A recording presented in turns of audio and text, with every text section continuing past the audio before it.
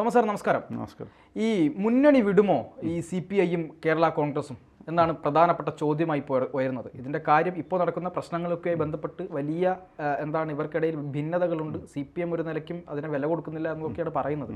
RSS ആയുള്ള ബന്ധമൊക്കെ മുന്നണി വിട്ടുപോകുമോ?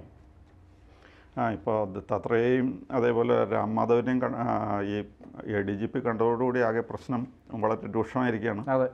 അപ്പോൾ CPIയും കേരള കോൺഗ്രസും വിട്ടുപോകുമോ എന്നുള്ളത് ഒരു പ്രശ്നം. പിന്നെ വേറൊരു പ്രശ്നം, ഇവരെ കൂടാതെ ഈ മാർക്സിസ്റ്റ് പാർട്ടി തന്നെ CPMന് സപ്പോർട്ടാണോ എന്നുള്ളതാണ് പിണറായി വിജയന് സപ്പോർട്ടാണോ എന്നുള്ളതാണ് വേറൊരു പ്രശ്നം. വലിയൊരു ചോദ്യമാണ്. ആദ്യം നമ്മുടെ ഗോവിന്ദൻ മാഷൊക്കെ കുറേ ഇത് സപ്പോർട്ട് ചെയ്യാനൊക്കെ ശ്രമിച്ചു. പക്ഷേ ഇപ്പം അദ്ദേഹത്തിൻ്റെയും വാക്കിൽ പഴയ ഉറപ്പില്ല. അപ്പം അദ്ദേഹം പറയുന്നത് ഇത് ആഭ്യന്തര വകുപ്പ് അന്വേഷിച്ചോട്ടെ, പാർട്ടിയുമായിട്ട് കൂട്ടിക്കെട്ടണ്ട. അതാണ് ഗോവിന്ദൻ്റെ ഒരു സജഷൻ. അതെ, അതിന് പല അർത്ഥങ്ങളും അനർത്ഥങ്ങളും ഒക്കെ ഉണ്ടെന്ന് വേണമെങ്കിൽ കണക്കാക്കാം. അപ്പോൾ അദ്ദേഹത്തിൻ്റെ ഫുൾ സപ്പോർട്ടില്ല, അല്ലെങ്കിൽ ഒരുപക്ഷെ സപ്പോർട്ടേ ഇല്ല എന്ന് വിചാരിക്കാം. പിന്നെ TP രാമകൃഷ്ണൻ കൺവീനർ, ആ കൺവീനറും പറഞ്ഞിട്ടുണ്ട് ഇത് DGP അന്വേഷിക്കേണ്ട കേസാണെന്ന് പറഞ്ഞിട്ടുണ്ട്. അല്ലാതെ പിണറായി വിജയന് all out support, unconditional support കൊടുക്കുകയല്ല അദ്ദേഹം ചെയ്തിരിക്കുന്നത്. ഇത് DGP അന്വേഷിക്കണം എന്നാണ് പറഞ്ഞിരിക്കുന്നത്. അപ്പോൾ ഈ മാർക്സിസ്റ്റ് പാർട്ടിയിൽ നിന്ന് തന്നെ പിണറായി വിജയനൊരു സപ്പോർട്ടുണ്ടോ ഇല്ലെന്നുള്ളതൊരു പ്രശ്നത്തിലാണ് ഇപ്പോൾ നിൽക്കുന്നത്, ആടി നിൽക്കുകയാണ്. പിന്നെ അത് കൂടാതെയാണ് ബിനോയ് വിശ്വം പറഞ്ഞു ഈ കൂടിക്കാഴ്ചയുടെ എന്തൊക്കെയാണ് ഡീറ്റെയിൽസ് എന്ന് വെച്ചാൽ അത് ജനങ്ങളെ അറിയിക്കാനായിട്ട് നമുക്കൊരു ബാധ്യതയുണ്ട്, നമ്മളവരെ അറിയിച്ചേ തീരുള്ളൂ എന്നാണ് ബിനോയ് വിശ്വത്തിൻ്റെ സ്റ്റാൻഡ്. മാത്രമല്ല CPIയുടെ നിർവാഹക സമിതി മീറ്റിംഗ് നടന്നു കഴിഞ്ഞപ്പോൾ അവർ പറഞ്ഞു നമുക്ക് ചിന്തിക്കുന്നത് ബിയോണ്ട് CPMന് അപ്പുറത്തേക്ക് നമ്മൾ ചിന്തിക്കണം. എന്നേക്കും CPMനെ ആശ്രയിച്ചുള്ള ഈ നടപ്പുകൊണ്ട് വലിയ കാര്യമില്ല. കാരണം ഇത് ജനങ്ങളിത് മുഴുവനും ശ്രദ്ധിച്ചുകൊണ്ടിരിക്കുകയാണ് എന്നാണ് ചർച്ചയാണത്. ആവശ്യം വലിയൊരു പ്രധാനപ്പെട്ട പോയിന്റും കൂടിയാണ്. അതെ. അപ്പോൾ CPI അങ്ങനെ ഒരു സ്റ്റെപ്പാണ് എടുക്കുന്നത്. കൂട്ടത്തിൽ ബിനോയ് വിശ്വമാണെങ്കിൽ വളരെ ക്ലീനായിട്ട് പറഞ്ഞിട്ടുണ്ട്. അല്ലെങ്കിൽ പറഞ്ഞിരിക്കുന്നതിൻ്റെ ധ്വനി എന്ന് പറഞ്ഞു കഴിഞ്ഞാൽ ഈ പിണറായി വിജയൻ അദ്ദേഹം സപ്പോർട്ട് പറയുന്നില്ല. അപ്പോൾ ഇങ്ങനെ എല്ലാം കൂടി കുഴഞ്ഞു കിടക്കുന്ന ഒരു അവസ്ഥയായതുകൊണ്ട് ഈ കോൺഗ്രസ് കണക്കാക്കുന്നത് CPMനെ ഒന്ന് അങ്ങോട്ട് ഐസൊലേറ്റ് ചെയ്യാം, ഒറ്റപ്പെടുത്തിയെടുക്കാം, എന്നിട്ട് അവിടെ നിന്ന് ആരെങ്കിലുമൊക്കെ പിടിച്ചെടുക്കാൻ പറ്റുമോ എന്നുള്ളൊരു ചിന്തയാണ് ഇപ്പോൾ ഒരു പ്രതീക്ഷയായിട്ട് കോൺഗ്രസ്സിന് മുന്നിൽ നിൽക്കുന്നത്. പിന്നെ അങ്ങനെ ഒരു സമീപനം സ്വീകരിച്ചു കഴിഞ്ഞാൽ CPIയോ അല്ലെങ്കിൽ ഈ കേരള കോൺഗ്രസ്സോ ഇങ്ങോട്ട് വിട്ടു വന്നു കഴിഞ്ഞാൽ ആ വരവിനെ കോൺഗ്രസ്സുകാരെല്ലാവരും അത് അക്സെപ്റ്റ് ചെയ്യുന്ന രീതിയാണ്. മാത്രവുമല്ല പിന്നെയുള്ളത് മുസ്ലിം ലീഗാണ് ഒരു പ്രധാനപ്പെട്ട ഫാക്ട്. മുസ്ലിം ലീഗ് അതിന് സർവാത്മന സമ്മതമാണ്, അവർക്കും ഇതിൽ ഒബ്ജക്ഷനിൽ ഈ രണ്ട് കൂട്ടർ വരുന്നില്ല.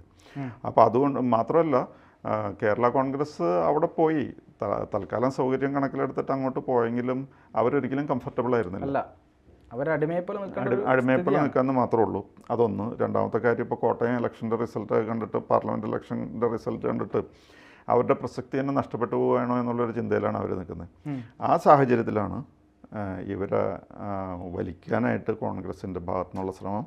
കോൺഗ്രസിൻ്റെ എല്ലാ ഘടകകക്ഷികളും അങ്ങനെ ഒരു മോഡിലാണ്, വരുന്നവരെ സ്വീകരിക്കാം. പിന്നെ അവിടെയാണെങ്കിൽ CPIക്ക് ഒട്ടും ഒരു മനസ്സമാധാനമില്ലാത്ത അവസ്ഥ. കാരണം CPIക്ക് നാഷണൽ പൊളിറ്റിക്സിലും കേരള പൊളിറ്റിക്സിലും നല്ലൊരു ഗോൾഡൻ അല്ലെങ്കിൽ ഗ്ലോറിയസ് പീരീഡ് ഉണ്ടായിരുന്നു. ഇവിടെ CPIക്ക് ഒരു കാലത്ത് മുഖ്യമന്ത്രി ഉണ്ടായിരുന്നതാണ്, അവിടെ കേന്ദ്രത്തിലാണെങ്കിൽ മന്ത്രിമാരുണ്ടായിരുന്നതാണ്. അതെല്ലാം കോൺഗ്രസിനോട് ഒപ്പമാണ് അവർക്ക് സാധിച്ചത്. മാത്രമല്ല ഈ പറയുന്ന ആൾക്കാർ എല്ലാവരും കോൺഗ്രസിനോടൊപ്പമാണ് കേന്ദ്രത്തിൽ ഭരിക്കുന്നത്. അപ്പോൾ പിന്നെ CPI അവിടെ പോയിട്ട് എതിർക്കുന്നതിൽ, അല്ലെങ്കിൽ ഇവിടെ മാത്രം എതിർക്കുന്നതിൽ എന്താണ് കഥ? ഇവിടുത്തെ എതിർപ്പെന്ന് പറഞ്ഞു കഴിഞ്ഞാൽ അതിലൊരു പ്രസക്തി ഇല്ലാത്ത കാര്യമാണ്. ഓൾ ഇന്ത്യ ലെവലിൽ നമ്മൾ കോൺഗ്രസിൻ്റെ കൂടെ ഒരേ ശരീരം ഒരേ മനസ്സായിട്ട് അവിടെ കേന്ദ്രത്തിൽ നടക്കണം, പാർലമെൻറ്റിൽ കൂടണം, ഇവിടെ വന്നു കഴിയുമ്പോൾ മാത്രം കോൺഗ്രസ് ശത്രു എന്ന് പറയുന്നതിൽ യാതൊരു കഥയില്ല എന്നുള്ള ലൈനിലേക്കാണ് ഈ CPI മാറിക്കൊണ്ടിരിക്കുന്നത്. സാർ, ഇതെല്ലാം വിരൽ ചൂണ്ടുന്നത് CPMൻ്റെ ഒരു ഒരു ബംഗാൾ ത്രിപുര മോഡൽ ഒരു നാശം, അല്ലെങ്കിൽ ഒരു തകർച്ച ഇവരൊക്കെ മുന്നിൽ കാണുന്നുണ്ടോ എന്നുള്ളതാണ് ഒരു സംശയമായിട്ട് നിൽക്കുന്നത്. അത് രണ്ടാമത്തത്, അവർ മാത്രമല്ല, അവർക്ക് അവരുടെ മുന്നണി പാർട്ടി സേഫ് എവിടെയാണോ അവിടത്തേക്ക് പോകാം. പക്ഷേ ഏറ്റവും വലിയ പ്രശ്നം ഇപ്പോൾ CPMൻ്റെ നേതാക്കന്മാർക്ക് തന്നെ പിണറായിയുടെ കാലം കഴിഞ്ഞാൽ ഓക്കെ, പിണറായിക്ക് അത് കഴിഞ്ഞു എന്ന് മാത്രമേ ഉള്ളൂ. പക്ഷേ മറ്റുള്ള നേതാക്കന്മാർക്കും CPMൽ വിശ്വസിക്കുന്ന സഖാക്കൾക്കും ഒക്കെ ഇനിയും ഈ പ്രസ്ഥാനം അവിടെ നിൽക്കേണ്ടത് ആവശ്യമുണ്ട്. അപ്പോൾ ഇനി അത് ഉണ്ടാവില്ല എന്നൊരു ഭയം അവരെ അലട്ടുന്നുണ്ട് എന്ന് തോന്നുന്നു. പിണറായിയുടെ ഇപ്പോഴത്തെ സിദ്ധാന്തം ആഫ്റ്റർ മീ ദി ഡെല്യൂജ് എന്ന് പറയില്ല, എനിക്ക് ശേഷം പ്രളയം, പ്രളയം ആ ഒരു രീതിയിലാണ് അദ്ദേഹം പോകുന്നത്. അദ്ദേഹം അല്ലാതെ ഇപ്പോൾ ഉദാഹരണത്തിന് പാർലമെൻറ്റ് ഇലക്ഷൻ നടന്നു. പാർലമെൻറ്റ് ഇലക്ഷനിൽ കേരളത്തിലെ ഇലക്ഷനൊക്കെ കഴിഞ്ഞിട്ട് പിന്നെ പല ഘട്ടങ്ങളായിട്ടാണല്ലോ നടന്നത്. ആ പല ഘട്ടങ്ങളിൽ കേരളത്തിൽ ഇലക്ഷൻ ഇല്ലാത്ത സമയത്ത് അവിടെ പോയിട്ട് സ്റ്റാർ ക്യാമ്പയിനറായിട്ട് അവിടെ കൂടാമായിരുന്നു നോർത്ത് ഇന്ത്യയിലൊക്കെ. പുള്ളി എവിടെയെങ്കിലും നിൽക്കാതെ ഇന്ത്യ തന്നെ ഉണ്ടായിരുന്നില്ല ആ സമയത്ത്, ബാക്കിയുള്ള ഇലക്ഷൻ നടക്കുന്ന സമയത്ത്. കേരളത്തിലെ കഴിഞ്ഞ പാടെ ആളെ സ്ഥലം വിട്ടു. അപ്പോൾ അദ്ദേഹത്തിനും ഇതിൽ വലിയ പ്രതീക്ഷയൊന്നും ഇല്ലയെന്ന് തോന്നുന്നു. പിന്നെ തൽക്കാലം പറ്റുന്നിടത്തോളം നാൾ ഇങ്ങനെ അങ്ങ് പോവാം. പിന്നെ കേരളത്തിൽ എന്ന് പറഞ്ഞു കഴിഞ്ഞാൽ ത്രിപുരയും ബംഗാളും തീർന്ന പോലെ ഇവിടെ തീരാതിരിക്കുന്നത് നമ്മുടെ കേരളത്തിലെ പൊളിറ്റിക്കൽ പാറ്റേൺ എന്ന് പറഞ്ഞാൽ കുറച്ച് കമ്മ്യൂണലായിട്ടൊരു ബാക്ക്ഗ്രൗണ്ട് കൂടിയുണ്ട്. ചില കമ്മ്യൂണിറ്റീസൊക്കെ അവർക്ക് വോട്ട് ചെയ്യുന്ന അങ്ങനെ ഒരു രീതിയും കൂടി ഉണ്ടായിരുന്നു. പക്ഷേ അതൊക്കെയും ഇപ്പോൾ മാറിക്കൊണ്ടിരിക്കുകയാണ്.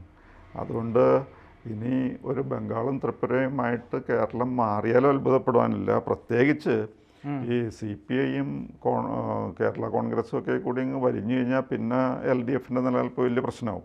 പിന്നെ പണ്ടത്തെ ചോരയും നീര് നൽകി CPMനെ നിലനിർത്തിയിരുന്ന പല വിഭാഗങ്ങളും പല കമ്മ്യൂണിറ്റീസും അവർക്ക് ആ കോൺഫിഡൻസ് ഇപ്പോൾ CPMൽ ഇല്ല. അപ്പോൾ അങ്ങനെയൊക്കെ വരുമ്പോൾ കമ്മ്യൂണൽ ചേഞ്ചസും കൂടി ഷിഫ്റ്റിങ്ങും കൂടി വന്നു കഴിഞ്ഞാൽ CPMൻ്റെ കാര്യം കുറച്ച് വിഷമത്തിലാവും. അതെ സാർ, അത് പറയുമ്പോൾ തന്നെ ഈ PV അൻവർ ആണല്ലോ ഈ ഒരു പ്രശ്നം ഉയർത്തിക്കൊണ്ടുവന്നത്. അപ്പം PV അൻവർ ഇപ്പം മുഖ്യമന്ത്രി പിണറായി വിജയന് PV അൻവറിനെയും തള്ളാൻ പറ്റുന്നില്ല, ADGPയെയും തള്ളാൻ പറ്റുന്നില്ല എന്നുള്ളൊരു അവസ്ഥയാണ്. കാരണം ADGP ഉയർത്തിക്കൊണ്ടുവന്ന കുറേ ആരോപണങ്ങൾ ആയി ബന്ധപ്പെട്ട് ഇത് ഇപ്പം RSSൻ്റെ നേതാക്കന്മാരെ കാണാൻ പോയത് പിണറായി അറിയാതെയാണെങ്കിൽ ഇതിനെ വാർത്ത വന്ന് രണ്ടാമത്തെ ദിവസമോ 48 മണിക്കൂറിനകമോ അദ്ദേഹം തെറിച്ചുപോയേനെ. പക്ഷേ അദ്ദേഹത്തെ സംരക്ഷിച്ചുകൊണ്ടേയിരിക്കുകയാണ്. അദ്ദേഹത്തെ ഇതുവരെ ആ ചുമതലയിൽ നിന്ന് മാറ്റിയിട്ടില്ല. അപ്പോൾ നമുക്ക് കുറേ കാര്യങ്ങൾ വ്യക്തമാവുന്നുണ്ട്. രണ്ടാമത്തത് ഈ PV അൻവർ എന്തുകൊണ്ട് ഇങ്ങനെ ഒരു നിലപാടെടുത്തു എന്നതിൽ രണ്ട് അഭിപ്രായങ്ങൾ ഉയർന്നു വരുന്നുണ്ട്. അതായത് PV അൻവർ ഈ അഭിപ്രായം പറയാൻ തന്നെ കാരണം എന്ന് പറയുന്നത് ഈ മലബാറിലെ സ്വർണ്ണക്കള്ളക്കടത്ത് ഈ കൊടുവള്ളി മാഫിയയും അതുപോലെ തന്നെ ഈ കണ്ണൂർ ഗ്യാങ്ങുമാണ്. അപ്പം കൊടുവള്ളി മാഫിയ ഈ എയർപോർട്ടിൽ കൂടി കടത്തിക്കൊണ്ടുവരുന്ന സ്വർണം ഈ കണ്ണൂർ ഗ്യാങ് പൊട്ടിക്കുകയായിരുന്നു പതിവുണ്ടായിരുന്നത്. അപ്പോൾ ഈ കണ്ണൂർ ഗ്യാങ് എന്ന് പറയുന്നതിൽ അതിൽ പല CPMൻ്റെ നേതാക്കന്മാർക്കും ആ ഗ്യാങ്ങുമായി പങ്കുണ്ട് എന്നാണ് പറയുന്നത്.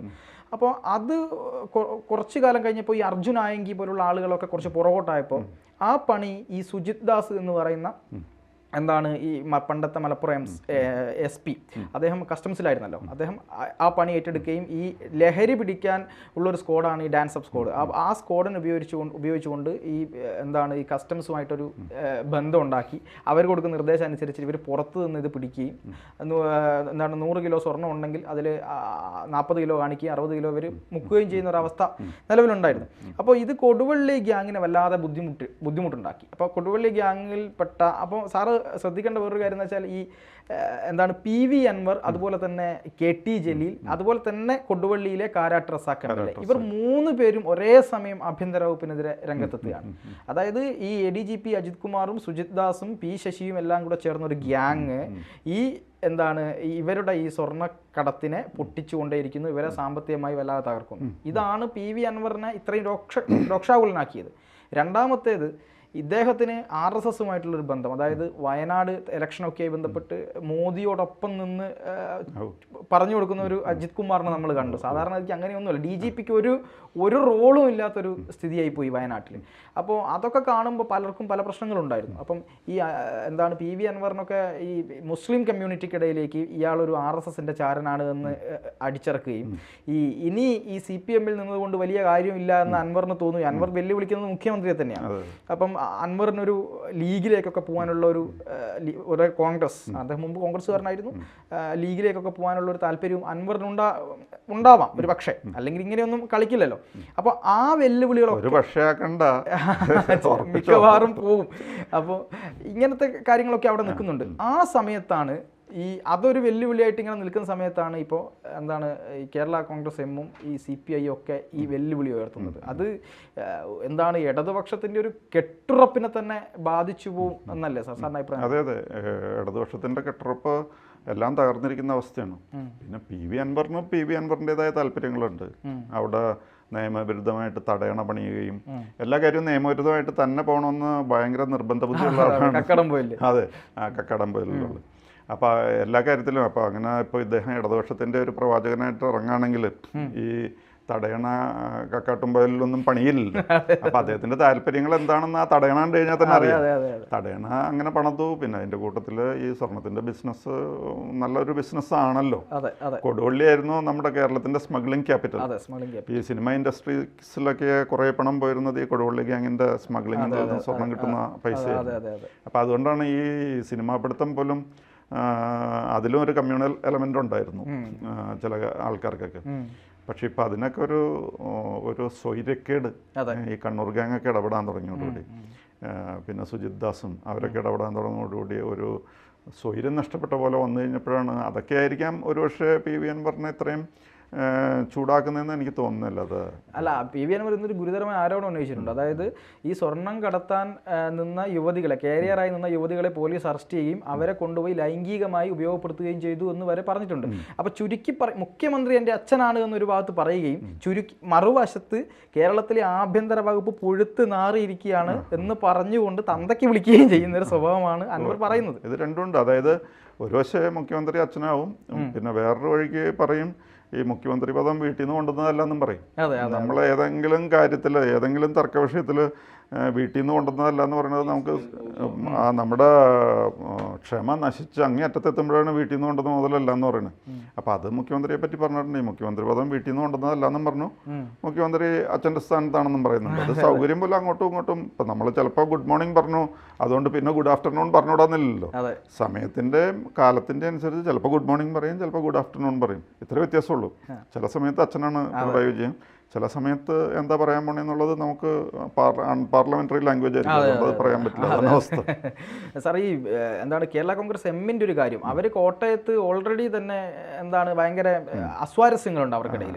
അവർ കോൺഗ്രസ് നിന്ന് വിട്ടുപോയതോടുകൂടി പഴയ പ്രതാപമൊക്കെ നഷ്ടപ്പെട്ട് ഒരു ഒരു വശത്ത് ഒതുങ്ങിക്കൂടിയിരിക്കേണ്ട അവസ്ഥ. പിണറായി എന്ത് പറഞ്ഞാലും ജോസ് കെ മാണിക്ക് അത് ഏറ്റുപിടിക്കേണ്ട അവസ്ഥ. കോൺഗ്രസിലായിരുന്നപ്പോൾ കോൺഗ്രസ്സുകാരെ മൊത്തം തെറി പറഞ്ഞുകൊണ്ട് നടന്നിരുന്ന ആളാണ് ഇവരെന്ന് ആലോചിക്കണം.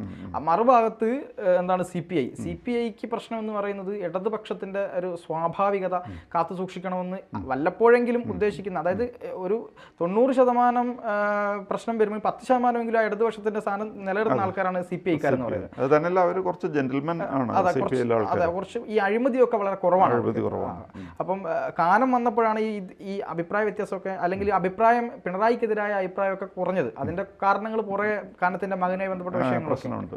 ആദ്യം കാനം വളരെ കൃത്യമായിട്ട് നോക്കി സ്ട്രിക്റ്റ് ആയിരുന്നു. അപ്പോൾ അത് കഴിഞ്ഞപ്പോൾ മാറിയാള്. അതെ, അപ്പോൾ ഈ കേരള കോൺഗ്രസിലും CPIയിലും ഈ എന്തുകൊണ്ടും സാർ നേരത്തെ പറഞ്ഞ പോലെ ഇന്ത്യ സഖ്യമൊക്കെ ബന്ധപ്പെട്ടാണ് ഇവർ നിൽക്കുന്നത്. എന്തുകൊണ്ടും ഇനി സേഫ് ഒരു മുസ്ലിം ലീഗ് കോൺഗ്രസ് ആ ഒരു മുന്നണി ആയിരിക്കുമെന്ന് ഇവർക്ക് തോന്നുന്നതിൽ ഒരു അസ്വാഭാവികതയൊന്നും ഇല്ലല്ലോ? ഇല്ല, അസ്വാഭാവികതയില്ല.